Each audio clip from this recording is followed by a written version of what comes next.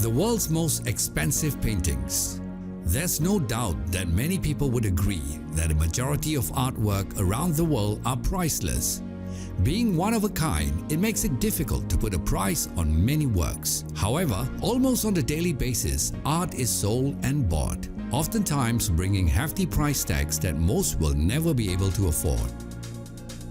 In this video, we take a look at the 12 most expensive paintings ever sold. At number 12, Portrait of Adele Bloch-Bauer II by Gustav Klimt, $150 million. Sold in 2016 for a whopping $150 million, Portrait of Adele Bloch-Bauer II is the less famous of the two portraits he painted of Bloch-Bauer. Unfortunately, both paintings were stolen by the Nazis during World War II. Luckily, they were retrieved and donated to Vienna's Gallery Belvedere Museum. Number 11. Le Rêve by Pablo Picasso, $155 million. Le Rêve or The Dream is one of Picasso's most iconic paintings. The piece of art is of Marie-Thérèse Walter, who is Picasso's mistress. Casino tycoon Steve Wynn owned the artwork for 12 years and agreed to sell it to Stephen A. Cohen. However, after a slip of an elbow from Mr. Wynn, the painting was devalued by $55 million and the deal was put on hold until it was fully restored. Cohen did eventually buy the painting, but for a lot less than previously agreed. Number 10. Nude Kush by Amedeo Modigliani, $170 million. Sold in 2015, this particular nude painting was first shown to the public in 1917. After a few hours of its debut, the French police had to intervene as it was termed as obscene by many visitors. It is just one of the collection of popular nude paintings by Modigliani. It was sold to a Chinese billionaire Liu Yiqian for $170.4 million in 2015. Number 9. La Femme d'Alger, Version O by Pablo Picasso, US $179.4 million. This unique painting by Pablo Picasso was bought by the Qatari royal family in 2015. This version is one in a 15-piece collection owned by the Gans family.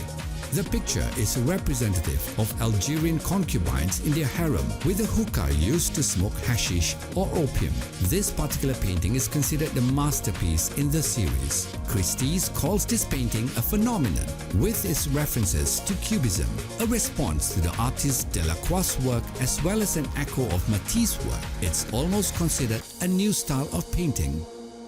At number 8, Pendant Portraits of Martin Soelmans and Obian Kopit by Rembrandt van Rijn, $180 million. The couple portrait of Soelmans and Kopit was painted by Rembrandt in 1634 during their wedding. These paintings were his first full-length portraiture works. The painting is currently hung at the Rijksmuseum and is co-owned by it and the Louvre. It used to belong to the Rothschild family. They are always displayed together and have never been separated, even though they shuttle between both museums. Number 7.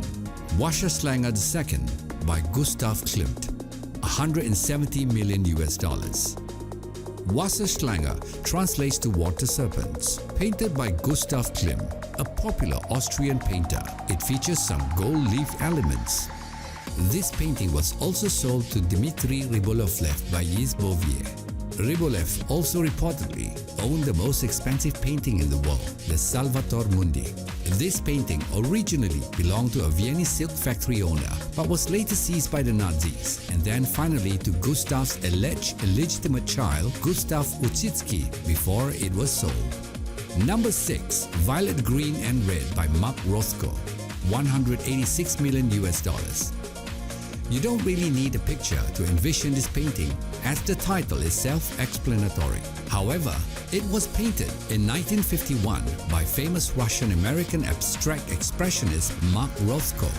It was bought by Russian billionaire Dmitry Rybolovlev from Yves Bouvier, who later reportedly fell into trouble in a string of international lawsuits due to misinterpreting the works and subsequently overcharging them. This painting sold to Rybolovlev was originally bought for roughly half the price, with Bouvier pocketing the difference. At number 5, number 17A by Jason Pollock, $200 million. Jason Pollock is one of the most abstract expressionist painters of all time. His painting number 17A was bought as part of a deal with the David Geffen Foundation and Kenneth Griffin, who also bought Interchange. The total deal cost him $500 million. At number 4, Nafea Fa Ipo Ipo by Paul Gauguin, almost $300 million. Translating to When Will You Marry? This interesting painting was completed by Paul Gauguin in post-impressionist 1892.